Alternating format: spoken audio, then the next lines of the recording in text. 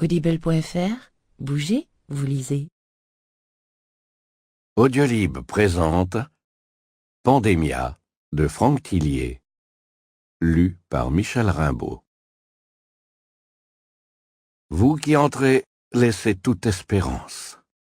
Dante, la Divine Comédie. Enfin, l'utilisation du vivant pour détruire d'autres êtres vivants porte une charge émotionnelle, liée au fondement même de notre espèce, et peut paraître une violation ou une transgression par l'homme d'un tabou de la vie. Patrick Berch, L'histoire secrète des guerres biologiques.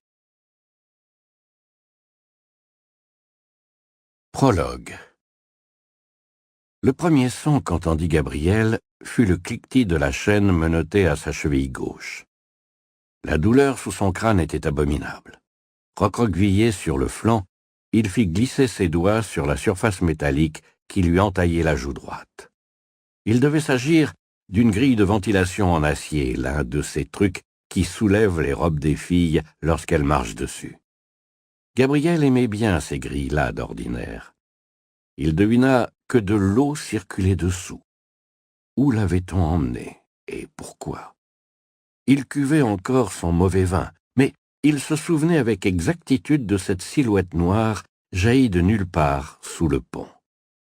Gabriel avait pensé à un oiseau géant, avec son bec, ses griffes démesurées qui brillaient sous la lune, avant qu'il sente une douleur dans sa nuque et ferme les yeux pour se réveiller ici, dans un lieu plus noir qu'une nuit sans étoiles. Il se redressa dans l'obscurité et une odeur très forte lui monta aux narines. De la menthe. Oui, ça sentait la menthe fraîche. Il se courba non sans difficulté vers sa cheville prisonnière et essaya de se libérer quand une infime lueur se mit à briller derrière lui. Il devina la flamme d'une bougie, un halo de lumière aussi timide qu'une bulle de savon qui lui donnait l'impression de voir son environnement à travers un filtre sale. Il ne distinguait que des parcelles de réalité, un morceau de plafond, un quadrillage de grille, un bout de mur. Il roula ainsi des yeux jusqu'à ce qu'un bruit inquiétant l'immobilise.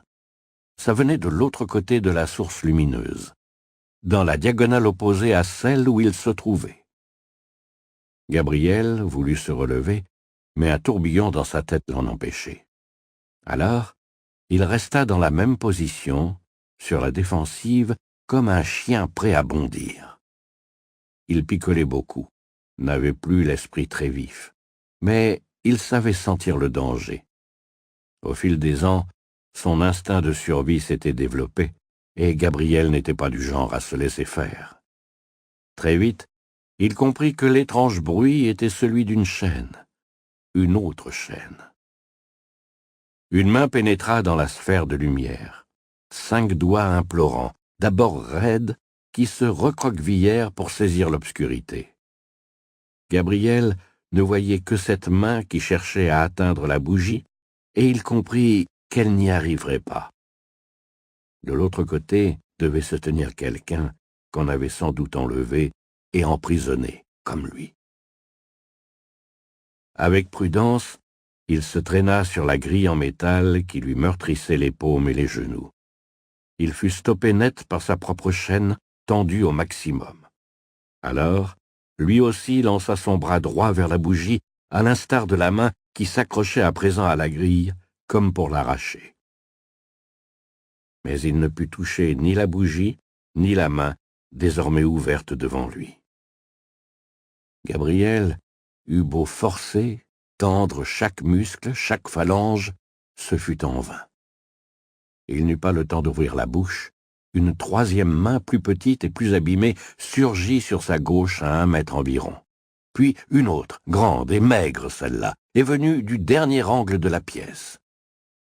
Dans le prolongement des bras tendus les uns vers les autres, apparurent, entre ombre et lumière, des visages. Des visages alourdis d'une épaisse barbe, avec des traits ravinés et des yeux hagards. Dans leur champ de vision se dessina alors la silhouette d'un dernier homme. Un individu debout, qui ne portait pas de chaîne, tout de noir vêtue, jusqu'au feutre posé sur son crâne. Chapitre 1. Vendredi 22 novembre 2013. Amandine Guérin observait une petite colonie de bactéries à gram négatif, quelques centaines d'unités d'Escherichia coli, sous les lentilles d'un microscope à fort grossissement. Les organismes, colorés par le violet de gentiane, mesuraient à peine 3 millionièmes de mètre et barbotaient dans leur solution nutritive. La microbiologiste se recula de la paillasse et laissa la place à son stagiaire. « Tu vas voir là, elles sont un peu stressées. » Elle devina que derrière son masque respiratoire, Léo n'en menait pas large. Il approcha ses yeux bleus des oculaires.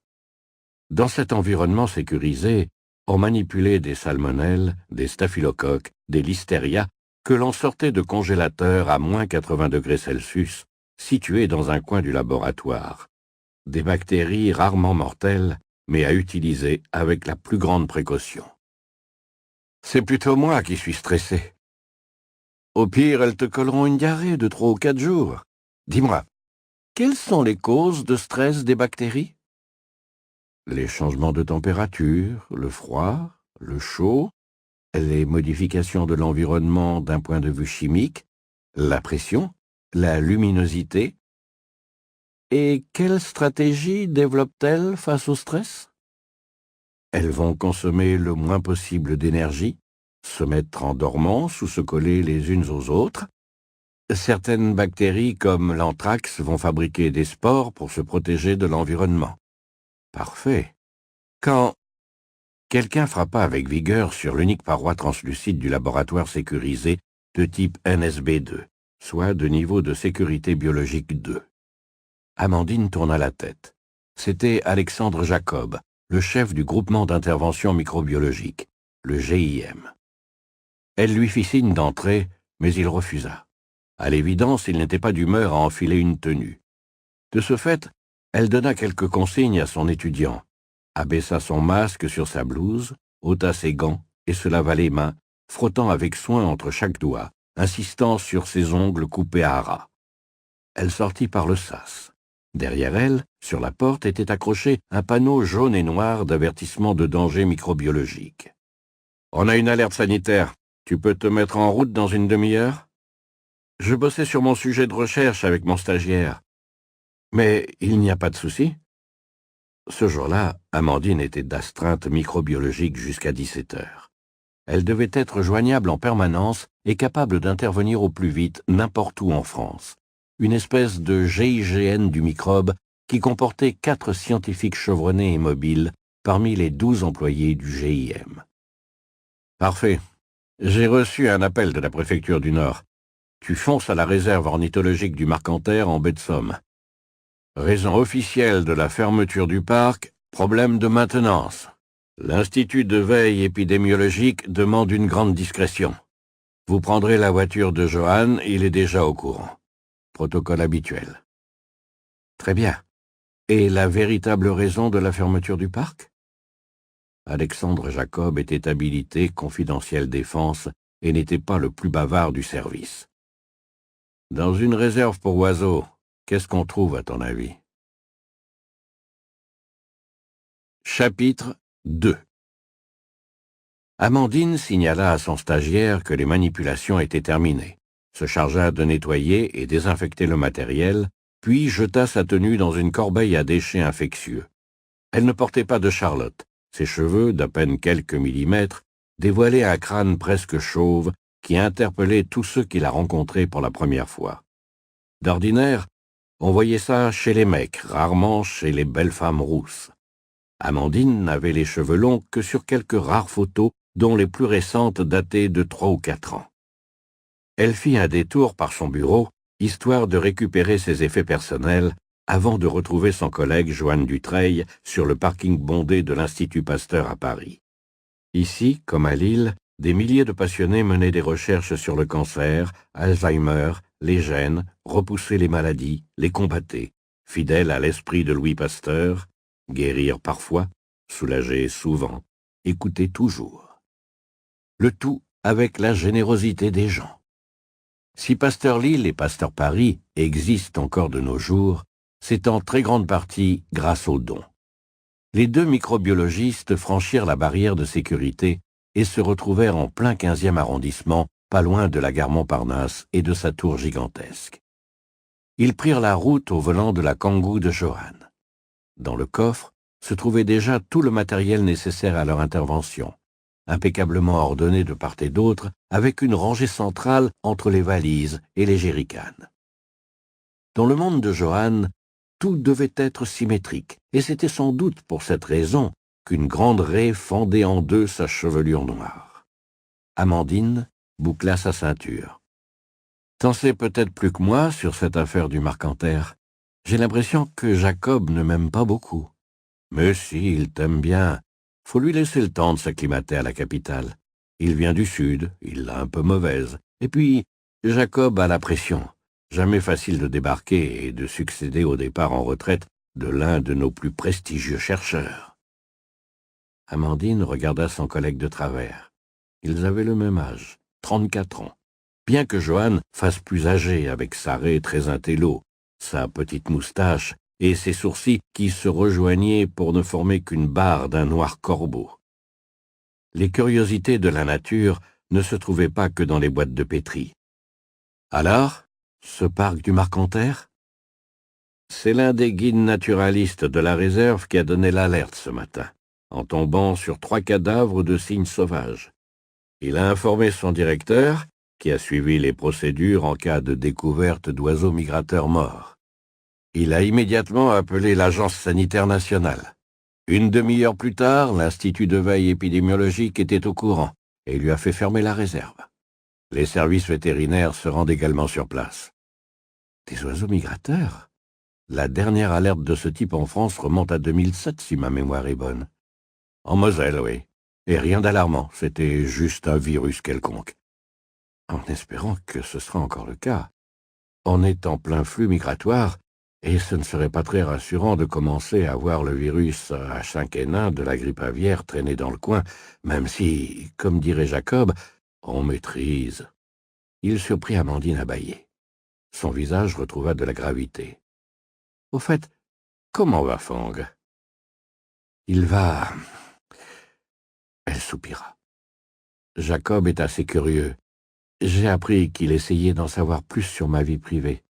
Il pose des questions à droite, à gauche. J'ignore pourquoi. » « Pourquoi? Parce qu'il est garant de la sécurité de son laboratoire. Voilà pourquoi. Et qu'il y a là-dedans de quoi tuer des milliers de personnes. Alors, il se renseigne sur les antécédents de chacun d'entre nous. Ajoute à ça qu'il est légèrement parano. Il faut forcément l'être pour se retrouver habilité confidentiel défense.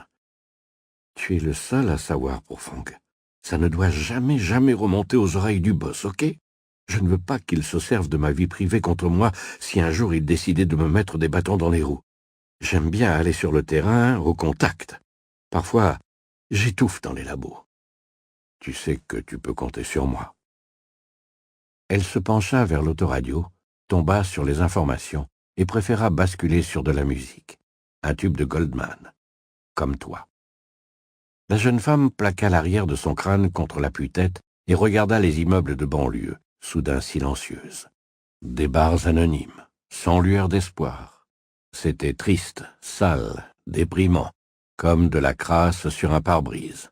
Surtout fin novembre, quand les pluies se faisaient plus insistantes, plus glaciales. Elle aimait les grandes villes autant qu'elle les détestait. Johan comprit qu'il valait mieux la laisser tranquille et se concentra sur la route.